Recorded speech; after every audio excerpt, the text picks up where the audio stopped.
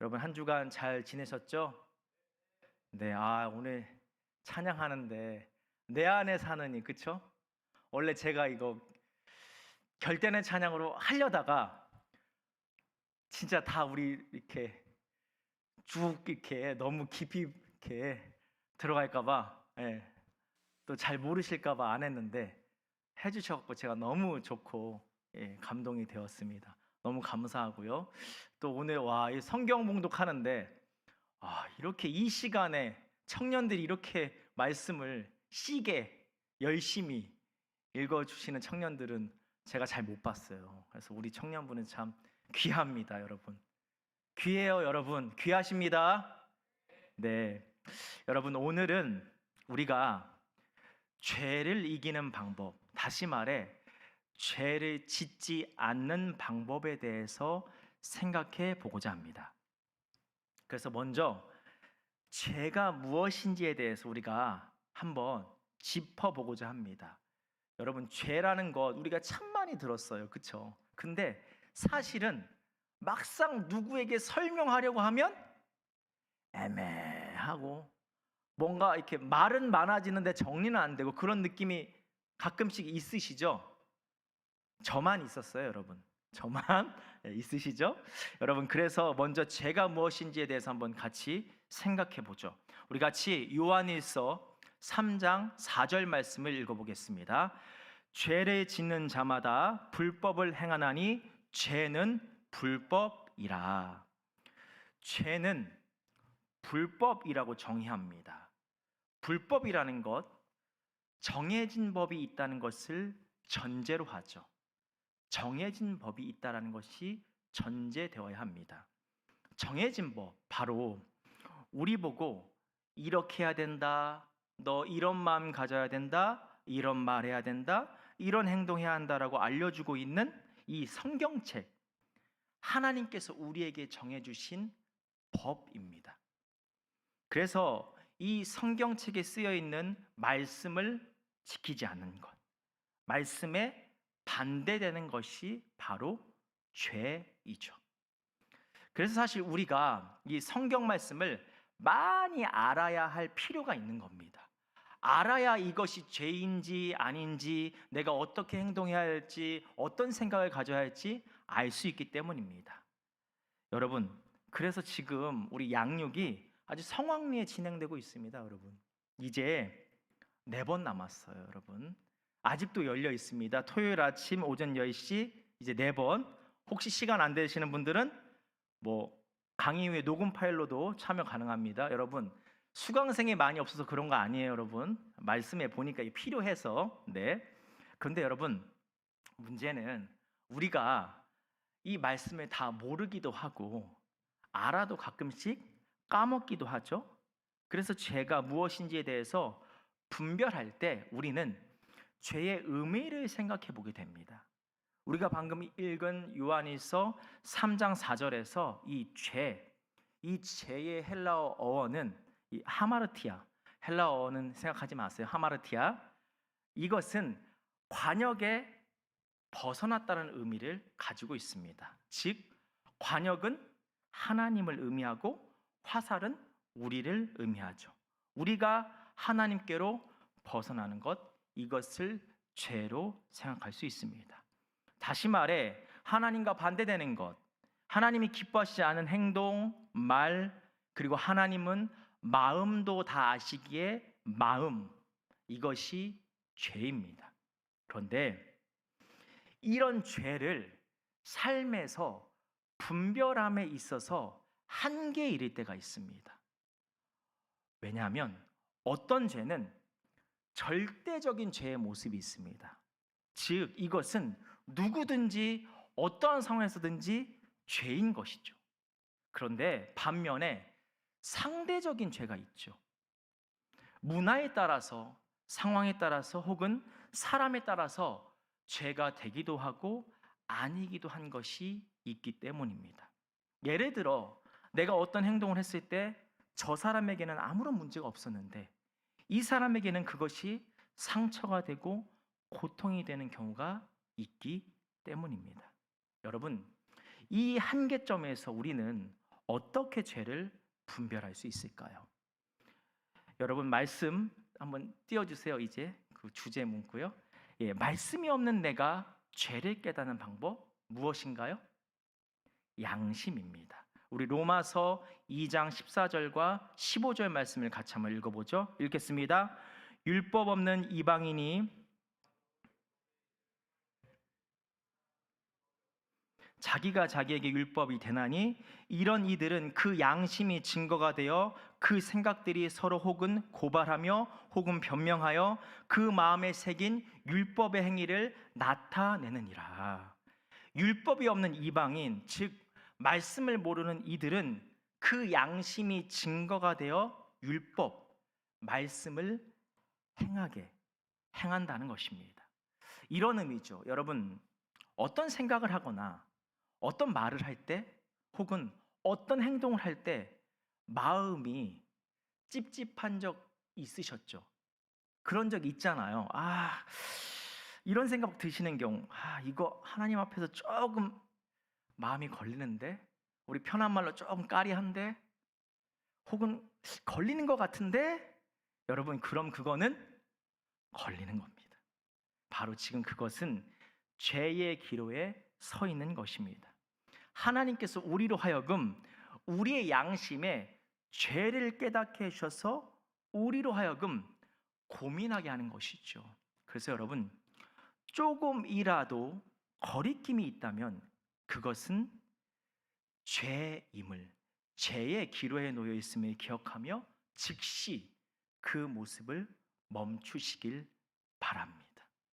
그래서 더 나아가 사실은 하나님을 믿지 않아도, 하나님을 믿지 않는 사람도 죄를 인식할 수 있게 되는 것입니다. 왜냐하면 하나님을 안 믿는 사람도 양심이 있잖아요.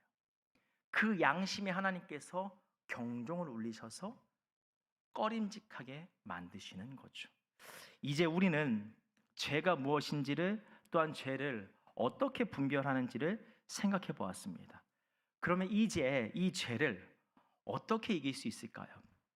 어떻게 죄를 짓지 않고 살아갈 수 있을까요? 여러분들은 죄 앞에서 실패해 본 적 있으십니까? 아이고, 또 나는 나만 그런 줄 알고 또 나만 그렇다고 얘기를 해야 되나 싶었는데 너무 감사합니다. 누구나 한 번쯤은 다 있습니다. 죄 앞에서 실패하죠. 죄 앞에서 무너집니다. 죄인 줄을 알면서도 죄를 지을 때가 있고요, 내가 지은 죄를 안 짓겠다고 하지만 또다시 그 죄를 반복해서 짓는 경우도 있습니다. 혹은 나중에 돌아보니까 이거 죄였구나 하고 죄를 짓는 경우도 있죠. 여러분, 이렇게 죄 앞에서 실패하는 우리들에게 성경은 죄를 짓지 않는 방법에 대해서 3가지 방법을 오늘 말해주고 있습니다. 먼저 첫 번째 방법입니다. 죄를 이기는 방법 첫 번째, 나는 의인으로 칭함을 받았다. 나는 의인으로 칭함을 받았다. 여러분, 예전 로마서 말씀 기억하시나요? 복음과 더불어서 뭐가 나타나죠? 의가 나타납니다. 복음이 무엇인가요? 나의 죄를 대신하여 예수님께서 십자가에서 죽으시고 부활하신 것. 이 복음을 내가 받아들이면 하나님께서 나를 어떻게 하시나요? 죄인에서 의인으로 칭해 주십니다. 이제 현도가 너는 의인이야. 우리의 위치가 바뀌게 되는 것이죠. 또한 이 위치가 바뀜에 따라서 또 따라오는 것이 있습니다. 원래 하나님께서 우리를 창조하셨기에 우리는 하나님의 자녀였지만 우리가 지은 죄로 인해서 하나님과의 관계, 이 자녀와의 관계가 단절되었습니다. 그래서 십자가의 은혜로 용서함을 받고 다시 하나님의 자녀가 되게 됩니다. 의로움을 칭함을 받는 동시에 하나님의 자녀의 위치도 회복되는 것이죠. 그런데 여러분, 생각해 보십시오. 의롭다 칭함을 받았습니다. 그래서 우리는 의인이 되었습니다. 하나님의 자녀가 되었습니다. 다시. 그런데 하나님의 자녀가 되었음에도 불구하고, 의인임에도 불구하고 그렇게 행동하지 않고 살아가는 것, 여러분, 우스꽝스럽지 않습니까? 어이가 없지 않습니까? 오늘 그 말씀을 하고 있습니다. 우리 로마서 6장 2절 말씀 읽어보죠. 그럴 수 없느니라 죄에 대하여 죽은 우리가 어찌 그 가운데 더 살리오. 6절 말씀 또 읽어보겠습니다. 우리가 알거니와 우리의 옛사람이 예수와 함께 십자가에 못 박힌 것은 죄의 몸이 죽어 다시는 우리가 죄에게 종노릇하지 아니하려 함이니. 7절 말씀이요. 이는 죽은 자 의롭다 하심을 얻었습니다. 이 말씀을 하고 있는 것입니다. 최근에 제가 유튜브 하나 영상을 봤습니다. 사실 저는 강아지에 대한 관심이 없었어요. 그런데 아내를 만나고 나서 이 강아지에 대한 어떤 시선이 생기고 이렇게 애정이 생겼어요. 근데 이제 그래서 제가 좀 강아지 이제 그런 거 보고 했나 봐요. 이게 이제 알고리즘이 또 제 영혼을 또 끌어당겨 갖고 유기견을 이렇게 데려와서 키우는 그런 영상을 보게 됐어요. 여러분, 유기견을 데려와서 키우잖아요. 처음에 이렇게 데려왔을 때 어때요? 그 데려온 새 주인이 예쁜 집도 만들어주고요, 그렇죠? 장난감도 놔주고 그래요. 그리고 항상 환대를 해요. 일로 와, 일로 와, 일로 와 해요. 근데 여러분, 유기견이 어떻게 하나요? 그 집 있죠? 새로 만든 집에 잘 들어가질 않아요. 장난감도 잘 놀질 않아요. 일로 와, 일로 와 하면 어떻게 하는지 아세요? 무서워서 막 발발 떨어요. 오히려 막 저기 한쪽에 막 이렇게 처박혀 있어요, 여러분. 여러분, 마치 우리의 모습이 이렇다는 것입니다. 하나님은 우리를 의롭다 칭해 주셨고 자녀로 삼아 주셨는데 우리는 아직도 우리의 이전 위치에 익숙해서 그 생활에 계속해서 빠져 있는 모습이라는 거예요. 내 위치가 바뀌었음에도 불구하고 계속해서 죄의 노예로 살아가고 있다는 것입니다. 여러분, 그 유기견을 데려온 새로운 주인이 일로 와 일로 하고 예쁜 보금자리를 만들어줬는데 막 무서워하고 저기 한쪽에 막 이렇게 막 들어가 있으면 그 마음이 어떨까요, 여러분? 그 주인은 막 울려고 하더라고요. 너무 안 됐어서. 근데 저도 그 마음이 공감이 되더라고요. 여러분, 의인이라 칭해 주셨고 하나님의 자녀로 다시 세워 주셨는데 우리가 그렇게 살지 않고 죄의 모습으로 살아갈 때 그 새로운 주인처럼 주님의 마음, 그 모습을 바라보는 우리의 죄된 모습을 바라보는 주님의 마음, 그 심정은 어떠실까요? 가슴이 미어지십니다. 가슴이 미어지십니다.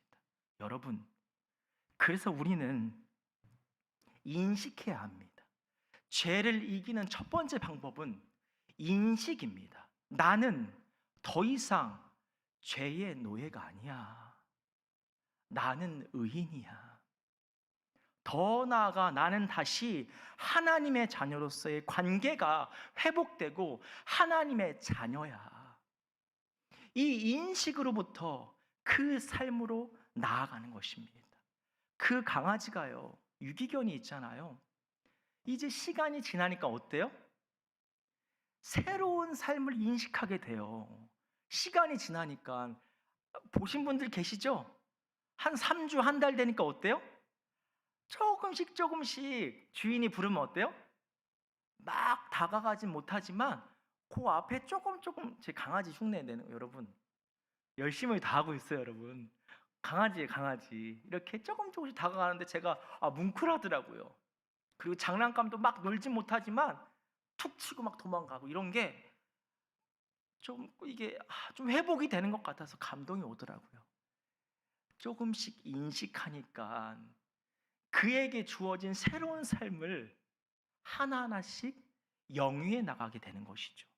여러분, 죄를 이기는 것은 첫 번째 의롭다 칭함받음을 인식하는 것부터 출발합니다.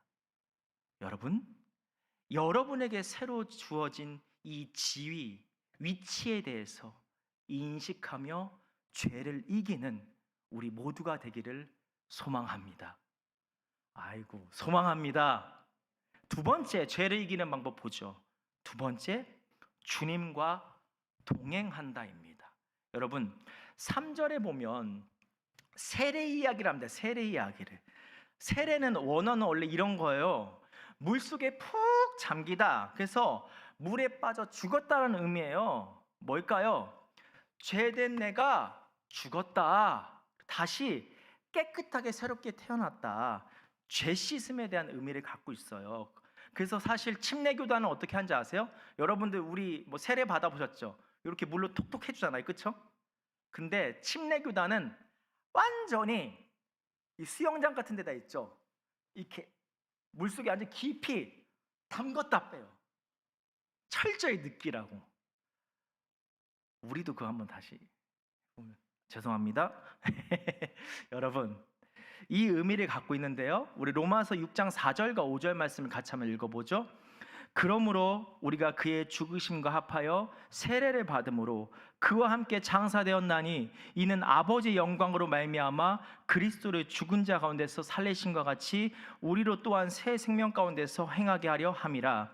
만일 우리가 그의 죽으심과 같은 모양으로 연합한 자가 되었으면 또한 그의 부활과 같은 모양으로 연합한 자도 되리라. 아멘. 여러분, 우리가 죄에서 죽을 때, 죄 용서함을 받을 때 주님께서도 같이 죽으셨다는 거예요. 그리고 부활할 때도 같이 함께 하시어 부활하셨다는 거예요. 연합에 대해서 얘기를 하고 있습니다. 연합에 대해서. 죄를 이기는 부분에 있어서 하나님과의 연합에 대해서 이야기하고 있습니다. 그리고 또 어떤가요? 보실까요? 계속 6절에도 어떻게 해요? 예수와 함께 십자가에 함께, 8절에도 어때요? 함께 죽었으면 함께 살 줄을. 왜 자꾸 함께를 강조할까? 죄를 이기는 것은 우리의 힘으로 안 된다는 거예요. 우리가 갖고 있는 본능의 한계로 죄는 우리 스스로 이길 수 없다는 것입니다. 우리는 죄를 지으려 하는 이 죄의 본성을 가지고 있는 자들입니다. 그래서 우리의 힘으로 죄를 짓지 않으려 하는 것에 있어서 한계점이 있음을 얘기하고 있다는 거예요. 그래서 어떻게 하라는 거예요? 하나님과 함께 죄를 이겨야 해. 다시 말해, 죄를 이기기 위해서 하나님의 도우심을 구해야 한다는 거예요. 여러분, 제가 처음 사역을 나갔을 때가 24살입니다. 17년 전이죠. 내 나이 커밍아웃. 17년 전 24살에 처음 나가는데요. 보니까 제가 청소년부를 맡았어요. 교사분들이 딱 계시잖아요. 대부분 나보다 다 나이가 많고 한 명만 나보다 2살 어린 거예요. 남자 선생님인데. 그러니까 처음 나가기도 하고 나보다 다 나이가 많으니까 제가 조금 움츠러들었을까요? 안 움츠러들었을까요? 긴장되죠. 막 떨리죠. 막 선생님들이 막 뭐 어떤 거 물어보거나 얘기하면 막 이렇게 조심스럽고 그래요. 근데 한 날은 이 저보다 2살 어린 남자 선생님이 저한테 전화가 왔어요. 이 선생님은 최근에 취업을 했어요. 취업을 한 상태인데 전화가 왔어요. 여보세요? 전도사님, 잠깐 시간 되세요? 예. 제 고민거리가 있어서요. 예, 말씀하세요. 태어난 척. 고민거리 있다면 내가 어떻게 또 잘 얘기를 해야 되는데 처음 초짜니까 너무 긴장되는데 태어난 척. 말씀하세요. 얼마든지요. 이런 얘기를 하는 거예요. 목사님, 제가 취업했잖아요. 최근에. 취업했으니까 어때요? 처음 취업했으니까 저보다 다 높은 사람들이겠죠. 눈치를 많이 보고 있어요. 근데 저희 회사가 회식 자리가 너무 많아요. 근데 회식 자리가 제가 힘들어요. 왜 힘드세요? 어떤 것 때문에요? 1차, 2차, 3차 이렇게 가는데요. 너무 세상 말로 문란해요. 근데 목사님 전사님 솔직히 제가 함께 한 적이 있어요. 근데 죄 짓는 것 같아서 이제는 안 하고 싶어요. 근데 저 만약에 그 자리 안 가면요. 저 회사 생활 편치 않아요. 윗사람들이 저 뭐라 할 수도 있고요. 제 자리가 위태로울 수도 있어요. 어떻게 해야 될까요? 태연하게, 그쵸? 초짜인 걸 티 안 내고 선생님, 하나님의 도움을 구하죠. 저도 선생님을 위해서 기도할게요. 정말 간절히 죄를 짓지 않게 달라고 간절히 생각날 때마다, 시간이 있을 때마다 기도하세요. 아셨죠? 전사님, 가능할까요? 그러면 어떤 일들이 벌어질까요? 제가 이길 수 있을까요? 선생님이 이기실 거라는 제가 보장은 못해요. 근데 이기는 상황을 만들어 주실 거예요, 주님이. 그래서 그 상황을 넘어가게 하실 거예요. 한번 같이 기도해 봐요. 막 몇 날 며칠이 기도했어요. 회식 날이 또 잡혔어요. 밤 10시 넘어서 연락이 왔어요. 전사님, 봐봐요 여러분. 처음부터 전도사님 이면 어때요? 긍정이지, 그쵸? 전도사님! 그래서 내가 속으로 됐다 생각했어요. 전사님, 저 회식 자리 안 갔어요. 에? 어떻게 회식 자리 안 가요? 안 갔어요. 저 그 대신 좀 더 일하다 왔어요. 에? 어떻게? 알고 보니까 그 최고 높은 있잖아요, 상사가 항상 이 그 회식의 모임을 주도하고 맨 마지막 차까지 이끌었던 사람이에요. 근데 이 더 이제 승진해야 되잖아요. 근데 승진하는 이 조건에 쾌적한 사내 문화에 대한 그런 항목이 생겼나 봐요. 쾌적한 사내 문화. 근데 또 어디서 어떤 그 메시지를 받나 봐요. 요즘 시대에는 이 회식하는 것에 대해서 강요하면 문제가 된다. 그리고 이제 그게 인사 고과에 점수로 매겨질 수 있다. 이렇게 좀 얘기를 들었나 봐요. 뒤로 해갖고. 그래갖고 이 상사가 얘기를 했나 봐요. 오늘 회식 있다. 근데 원하는 사람만 가는 거다. 이거 내가 돌려 말하는 거 아니야. 억지로 가서 내 앞길 막지 마. 그냥 가기 싫으면 가지 마. 그리고 안 간 사람 있지? 일 더 열심히 해. 그래서 안 가게 됐다는 거예요, 여러분. 여러분, 기도하면 하나님이 죄를 이길 수 있도록 도우신다는 거죠. 내가 어려우면 있죠. 내가 용기가 없으면, 내가 감당이 안 되면 용기 내어 감당할 수 있도록 상황을 만들어 준다는 거예요. 여러분, 하나님이 원하시는 거룩을 향해 나아가는 간구라는데 하나님께서 안 도와주시겠습니까? 안 도와주시겠어요? 제가 지난주에 그 도전을 드렸습니다. 내가 어떤 죄를 짓고 있는지 깨닫는 기도를 하시라고 제가 도전을 드렸어요. 오늘은 그 기도에 더하는 거죠.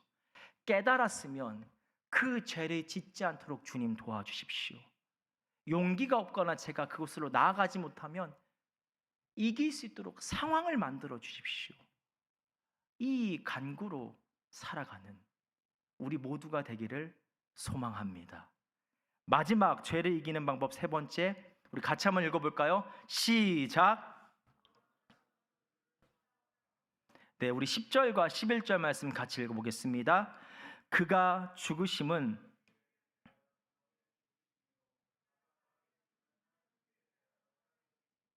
이와 같이 너희도 너희 자신을 죄에 대하여 죽은 자요. 아멘. 여러분, 이 말씀을 잘 풀려면요, 10절 말씀을 세 번역으로 보면 바로 풀립니다. 우리 세 번역 같이 한번 다시 읽어볼게요. 그리스도께서 죽으신 죽음은 죄에 대해서 단번에 죽으신 것이요, 그분이 사시는 삶은 하나님을 위하여 사시는 것입니다. 그분이 사시는 삶, 다시 말해서 거룩한 삶이란, 그것을 이루기 위한 것은 하나님을 위하여 사는 것이라는 것입니다. 어떤 의미일까요?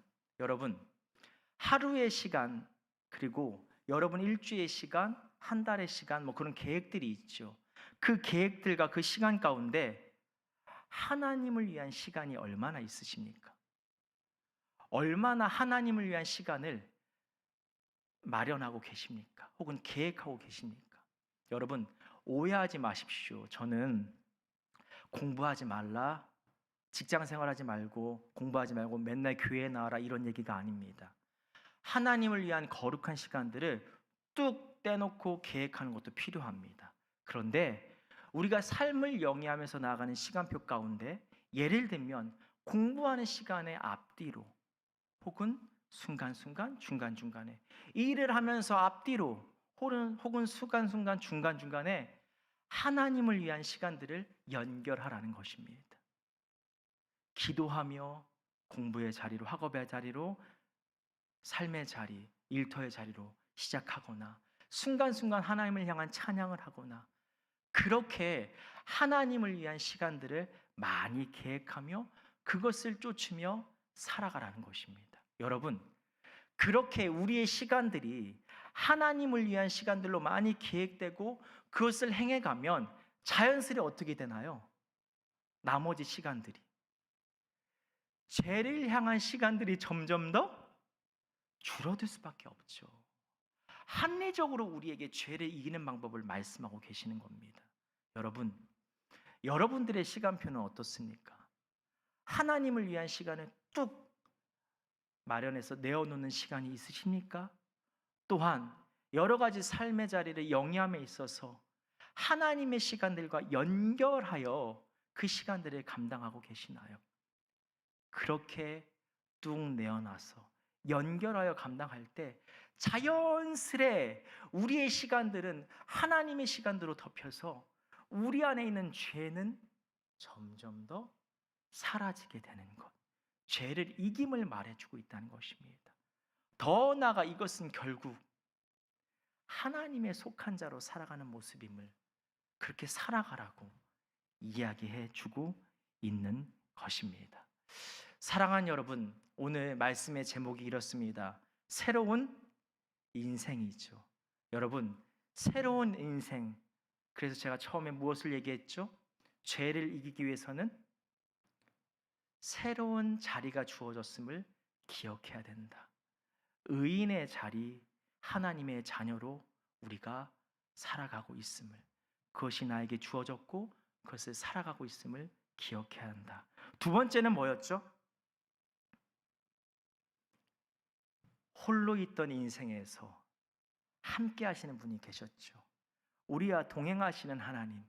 동행이라는 것, 묵묵히 같이 나아가는 것도 있지만 그 사람을 찾고 간구하는 동행의 모습도 있죠. 죄 앞에서 그 죄를 이길 수 있도록 하나님의 도움을 구하는 새로운 인생. 마지막 세 번째 뭔가요? 거룩한 시간표를 쫓아 살아간다. 나를 위한 내 욕심을 이루기 위한 시간들로 마련하며 그렇게 시간을 썼다면 이제는 하나님을 위한 시간들을 계획하며 그 시간에 쫓아가며 나아가는 것. 그러할 때 자연스럽게 죄의 시간들이 사라지며 죄로부터 승리하는 새로운 인생이 된다라고 주님께서 오늘 우리에게 말씀하고 계십니다. 이번 한 주간 여러분의 인생이 이런 모습으로 나아가기를 소망합니다.